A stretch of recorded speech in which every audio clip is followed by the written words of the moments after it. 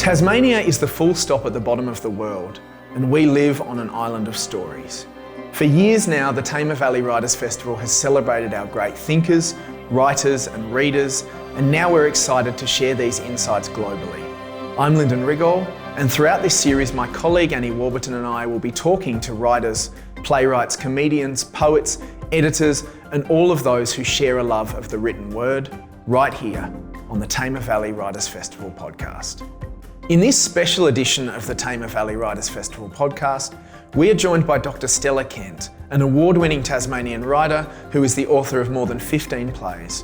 Dr. Kent has taught at the University of Tasmania School of Performing Arts and has been a playwright in residence at the Queen Victoria Museum and Art Gallery in Launceston. In this talk, originally delivered to the Friends of Theatre North, Dr. Kent reveals the secrets employed to seduce an audience into disbelief, including an analysis of how such narratives as Oedipus Rex, Hamlet and Star Wars all fit the archetypal patterns of the human brain. Drawing on her PhD research and the writing of her own plays, including an upcoming piece chronicling the life of Tasmanian housewife superstar Marjorie Bligh, she reveals how dramatists create an alternative reality and how our awareness of the devices used to make theatre so enduringly bewitching still fail to stop us from being caught up in the magic of a darkened auditorium, swept away as the curtain lifts. When I was preparing this talk about the magic of theatre, I remembered a time when I first experienced that enchantment myself. I was about 6, sitting watching a play in Beguiling, a small country town in the back blocks of Tasmania. Perhaps I should explain that my father had co-founded a little amateur theatre company because he'd put on a play for a school. And as a result, there were a lot of stage flats and costumes that nobody knew what to do with, so why not found a theatre company? One of the aims of the company was to take theatre to country towns where people might not have seen live theatre before. So off they went, me too, age 6, to various towns and villages, those flats strapped on the top of the bus, the costumes up the back, and inside an exuberant bunch of actors singing "Hey Diddly Dee, an actor's life for me." So here I am, age 6, watching a play in the Beguiling Memorial Hall. Like many halls built at the time, this was actually built for the local weekly dance and the morning tea on Anzac Day. And as a result, they usually lacked dressing rooms and wing space, and a lot had those raked stages, which meant that the actor in Night Must Fall, which was a popular thriller of the time that the group did, the woman playing the elderly woman in the wheelchair was in constant danger of careering down into the audience. But anyway, I'm sitting on my parents' folded coats so that I can see, when the hero comes on stage searching for the villain, and a man in the audience behind me, caught up in the action, calls out, "Look out, he's behind the door." Now, I know that the villain up there is really Mr. Hobson, who in his other life is the manager of Launceston MTT buses. And I've actually witnessed him backstage being transformed into the villain. In those days, it involved a lot of heavy applications of stage makeup, number 5, number 9 liner, spirit gum with crepe moustaches. But I also understand the man behind me who'd called out, because up there on the stage, Mr. Hobson is no longer the man who sang "Hey Diddly Dee" on the bus. He's transformed. He's the villain. And at the supper afterwards, because the ladies used to bring a plate, at the same time as I feel very sorry for Mr. Hobson when I hear him tell my father that he's fed up with playing the villain because no one offers him the sandwiches, I'm being just a little bit wary of him too. Jumping forward a couple of decades, in the 1970s, the ABC produced a popular series, Bellbird, in which the Doctor was played by Alan Hopgood. Apparently, Alan regularly received letters from viewers listing their symptoms. When Alan was acting in a play of mine about poet James Macaulay, during the Hobart run, something similar happened. Alan received a stuffed envelope from a woman in which she asked him to look at her poems. And she was an educated woman, a school psychologist. So that's why I'd like to explore this phenomenon of this spell that's placed over us when we watch a piece of theatre, and look at some of the tricks that writers attempt to use to persuade people to set aside their real world and entice them into the imaginary one. Coleridge famously said that when we see a play, we suspend our disbelief. We don't believe, but we don't disbelieve. We actually put our disbelief on hold. Well, a lot of the time, yes, but I suspect more often than we consciously realise, we actually do believe in what is happening. We go to the theatre and that world whispers to us, trust me. And we've made the effort to get there. We've paid good money for a ticket. So unless we're in a particularly belligerent frame of mind, we're willing, we're ready to be seduced. We enter a darkened auditorium, the house lights go down, the lights on the stage come up on this other heightened world, and you can feel the hush, the little tingle of anticipation. And often this is not actually the beginning. There's been a preliminary flirtation. Posters, articles, Facebook, the program. If, for example, we know that we're attending a comedy, we're far more likely to laugh. American theatre director Alan Schneider reports on a play that was described in early reviews as a delicious hit comedy, and after that it got gales of laughter, even on the opening line, "Good morning, so there you are." So what are the tricks of the trade that playwrights attempt to employ? Above all, our task is to make up a good story. David Williamson described himself as the storyteller to the tribe. Story, of course, is basic to our understanding of everything. We make up narratives about ourselves that give us a sense of who we are. We make up narratives to try and understand complex, contradictory people around us. I understand Hamlet better than I understand my husband. And we make up stories to understand our place in the universe. Why am I here? Why do I suffer? They've done studies on jurors which show that once a member of the jury has made up his or her mind what the story is, they stick with it. Even if contradictory evidence is tendered, once they have the story, they tend to dismiss anything different. So, in hanging everything onto a story, playwrights are just exploiting this very basic human need.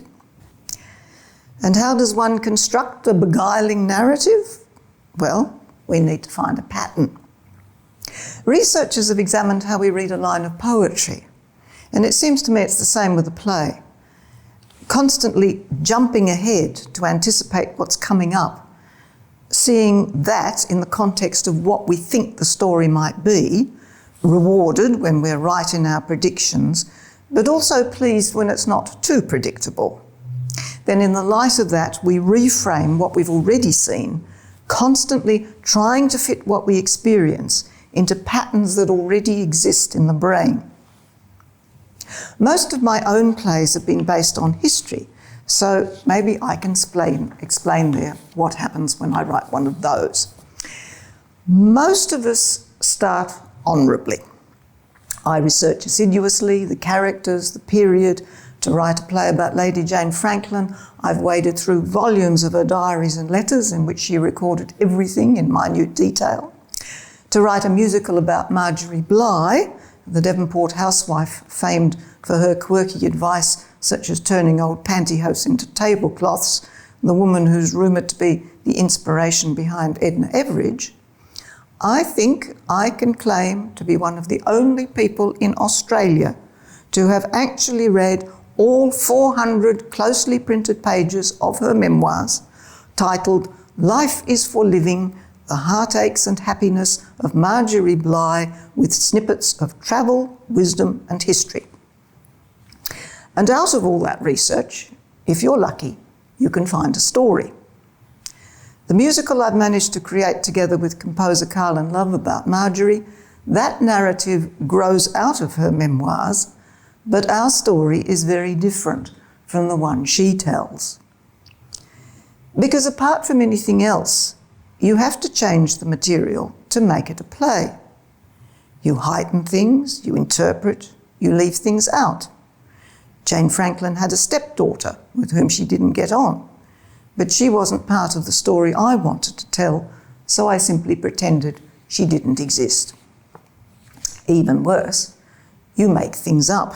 In my play Our Path, which was staged in Launceston's Gorge, about the worthy citizens of 1890s Launceston who blasted their way through the massive rocks of the gorge to build wooden paths so they could promenade on Sunday afternoons, most of it's true, but because I needed a villain, I dreamed up a wicked mine owner who had found gold there. In my own defence, can I say there's a long tradition of inventing incidents in historical plays. Elizabeth I and Mary Queen of Scots never actually met, but so many plays have a scene where they do, from Schiller's 5-act verse play to a film made about Mary in 2018. The drama demands it. Much as audiences think that they want veracity, they also want to be entertained. I might add that all storytellers indulge in this deception, from lawyers to politicians to journalists.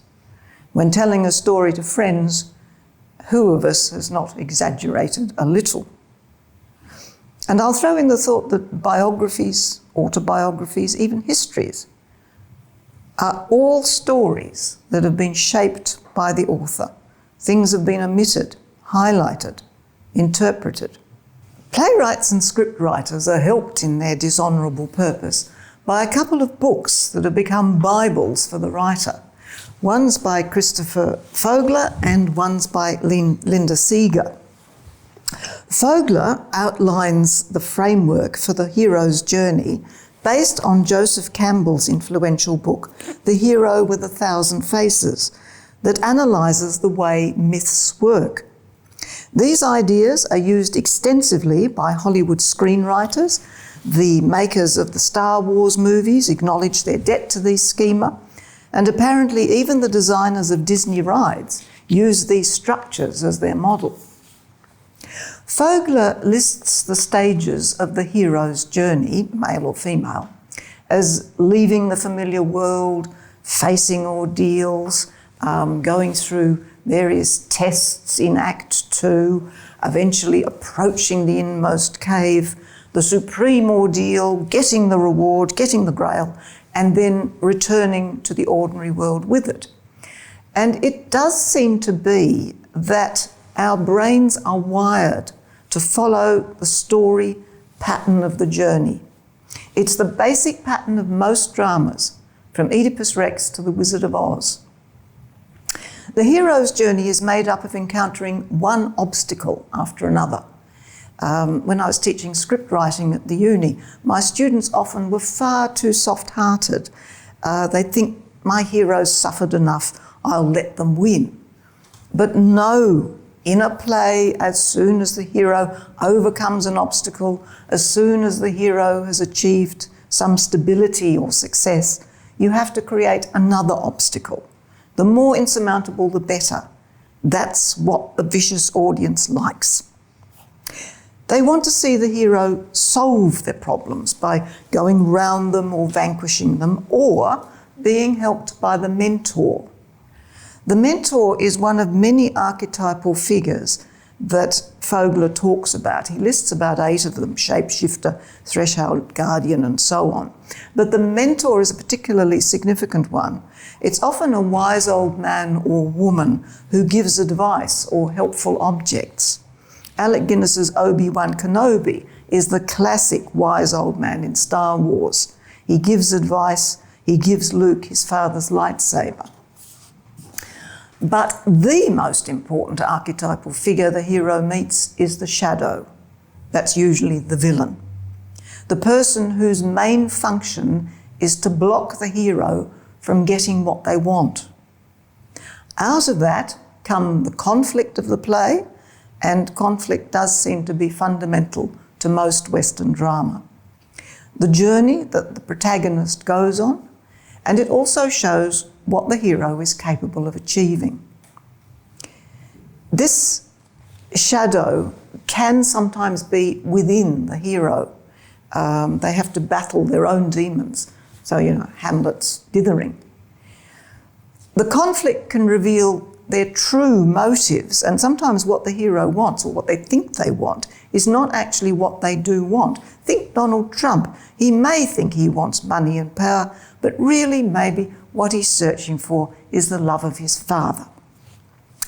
In my play about Marjorie Bligh, her shadow is her arch-rival Maureen, a woman who plots to prevent Marjorie from entering any more of her handicrafts in various shows because Marjorie keeps winning all the prizes. And these are the lofty lyrics I wrote for Marjorie when she realises her so-called friend has betrayed her. She sings, "I know I've got my enemies consumed by basest jealousies because their Lamingtons are second-rate. They're tired of never coming first. They're seething, they're just fit to burst. But their banana cake just crumbles on the plate." Marjorie thinks she wants to make the best Lamingtons in Tasmania, but really underneath, she wants to prove that she's worthwhile, that she's not just a poor domestic from an impoverished house in Tasmania's Midlands. The trouble with following these patterns too slavishly, though, is if it all gets too predictable, you can bore the audience. Linda Seeger is even more prescriptive. You have the setup that includes not only telling the audience why they're in the theatre, but it raises the central question of the play. Will Jane Franklin manage to transform the colony of Van Diemen's Land into the cultural capital of the Southern Hemisphere? But then you go through the first turning point, pages 25 to 35, you speed up at the end, James Bond, you have 24 hours in which to save Paris, and you come finally to the climax which answers the initial question. No, Lady Jane did not succeed in transforming the colony, and she destroyed poor old Sir John, her husband, in the process. It's always interesting when writers do variations on these basic schema. Shakespeare, for example, does some very interesting things with his mentor in Hamlet. This is meant to be the ghost of his father, the wise old man who tells Hamlet what to do, but in fact Hamlet has a problem because this is a ghost that comes from purgatory. So he doesn't know if Hamlet doesn't know if this old ghost can be trusted, and he's constantly torn, he's constantly asking, is this a good ghost? Some people say that there are 36 plots, some say there are just 3, some say 6, some say 7. Plots, by plots I mean things like the Eternal Triangle or the Revenge plot. My Marjorie Bligh is a rags to riches story, Cinderella.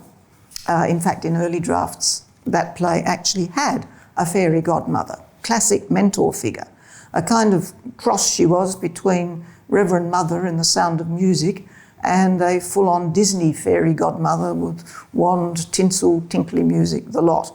She sang inspirationally, "Take the path before you, ford every creek, scale the highest mountain till you reach the peak.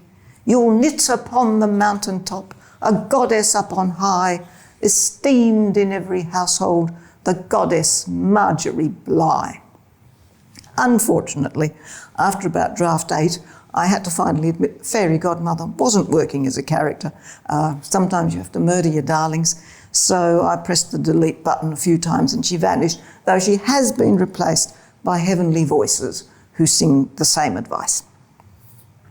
Some people claim there are only 2 possible plots, tragedy and comedy, and the older I get, I must admit I like mingling comedy and tragedy. Audiences are sophisticated. They will go with it. Even within one speech, as I'll illustrate in a minute, the character can veer between anguish and happiness.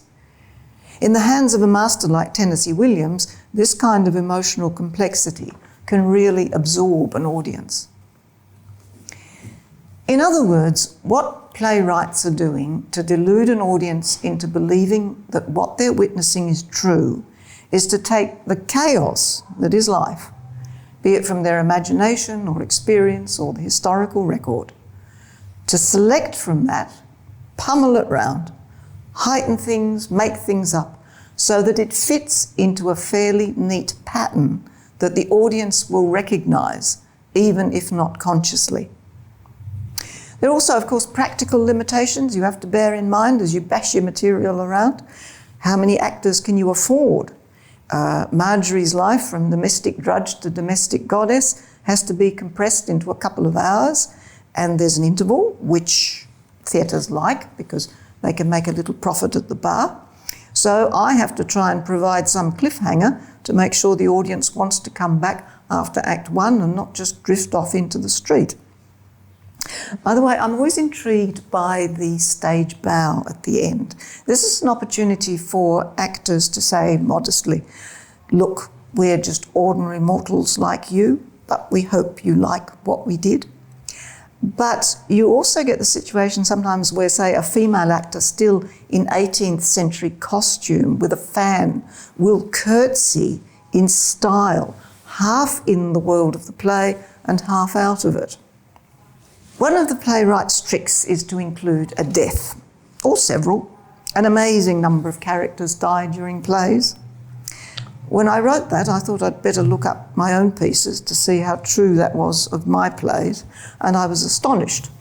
My play about the august literary figure of Dr. Johnson opens with, of all things, a hanging. At the end of Jocasta, Oedipus stifles his mother-wife with a pillow, and then for good measure blinds himself with her brooch. And Poxed was very good value because it was all about smallpox, so people were popping off all over the place. And the hero, Mary Montague, who introduced smallpox inoculation to the West, was wrung out by guilt because she thought her inoculation had actually caused the death of a little boy. Because that's the thing about deaths. They can be wonderful vehicles not only for manipulating the audience's emotions, but they can also really tell you about the characters. I'll read part of a monologue I wrote for Marjorie in which she talks of her second husband's death, a man she truly loved. But the momentous fact of that death and her agony, which is poignant, is tied up with a whole heap of trivial things in a way that's very typical of Marjorie. She says, "Everyone's been so kind. Everyone dropped by with casseroles and condolences, and there were 39 wreaths on his grave and a really good attendance considering the Devonport Bridge was opened at the same time. And the bookshop took back the book I'd bought him to give him on his birthday, and I know it's been ages, but I keep waiting for the doorbell to ring and someone will be there from the hospital to say, we made a mistake." Another thing that writers have to help them is we can create outrageously dreadful characters, people we'd never want to meet in real life. Last year in London, I saw David Mamet's new play based on Harvey Weinstein. It was played entrancingly by John Malkovich. The critics were up in arms about it before the play even opened, but evil characters are fascinating at the same time as we are appalled. Shakespeare's Richard III comes on at the very beginning and says, "I am going to be the villain. I am subtle, false and treacherous." And we in the audience go, "Oh boy, I'm going to enjoy this." Richard III, by the way, is a very good example, I always think, of an audience believing what is being presented. We know it's Olivier or John Bell, that this is a play, but although modern historians plead with us to revise our perception of Richard, that he's not the malevolent crookback that Shakespeare created, the image persists. And it's the same with Amadeus.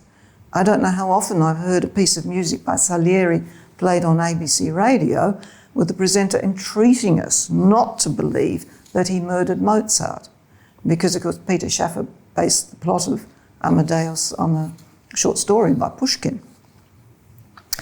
To finish, I'd like to look at those dangerous moments in live theatre when the illusion is shattered. This is something that everyone is striving to prevent. The writer, the director, the actors, the technicians, they're the hidden people, but they're vital. A standard 2-act play, I understand, might have something like 70 lighting changes, most of which we're unaware of, but all subtly manipulating our experience. But put a dog on stage and they can carry the real world with them. There are some plays, of course, which deliberately break the illusion during the action. Sometimes it's just for fun. Look here, wink, wink, we're all just actors pretending we're just dressing up and it's not real. In my play, The Laughing Gas Cure, the actor playing the 18th century Dr. Beddoes informs a member of the audience that they look just terrible. They've obviously got consumption, but come and see him later and he can cure this by having cows breathe on him. I've found, paradoxically, that when moments like that occur, the actor stepping forward and addressing someone in the front row, the laugh that comes from the audience, that communal laugh, says, we're all in this pretense together, but it actually heightens the magic of the moment. Of course, there are some playwrights who use this device with a serious purpose. Brecht deliberately set out to shock his audience because he did not want the audience to be caught up in the drama. He wanted to remind them that they were watching a play, using alienation techniques such as showing the stage lights and actors changing character on stage. These techniques might be familiar to us now, but they were shocking in the 1930s because he wanted them to pay attention to what he had to say. But he found it very difficult. With his mother Courage, who was following the troops up and down Europe during the 30 Years' War, he wanted us to judge her because she was profiting from the war. But audiences felt sympathy for her, so he rewrote. But it still didn't seem to make any differences. Audiences still felt empathy for her, and it just goes to show how complicit the audience really is. Finally, I'd just like to mention one of the newest trends which may cause audiences to be initially startled, namely colour-blind or non-traditional casting, where actors are chosen without consideration of gender, age, skin colour, body shape and so on. This actually goes back quite a long way. The Elizabethans had boys playing the female parts. Sarah Bernhardt played Hamlet, and I see that Ian McKellen, aged 80, has just taken on Hamlet. But this non-traditional casting is now becoming policy. The BBC recently made a Les Mis with a black actor playing Javert, and that colour-blind casting caused a lot of controversy. Intriguingly, however, no one criticised the other artificialities because we're so accustomed to them that we see past them. So in Les Mis, no one criticised the fact that Javert, the police inspector, occasionally burst into song. So they are some of the tricks of the trade, but I also know that you can't explain away all the magic of theatre. In the end, that unique live transaction is much bigger than the sum of its parts. The Tamar Valley Writers Festival podcast series is sponsored by Events Tasmania, M Visuals and the award-winning Turner Steelhouse Distillery at Grindelwald, home of 3 Cuts Gin, the perfect accompaniment to a night of reading. For more information on any books mentioned in this program, please visit Petrarch's, Launceston's major bookshop and a wonderful supporter of the Tamar Valley Writers Festival.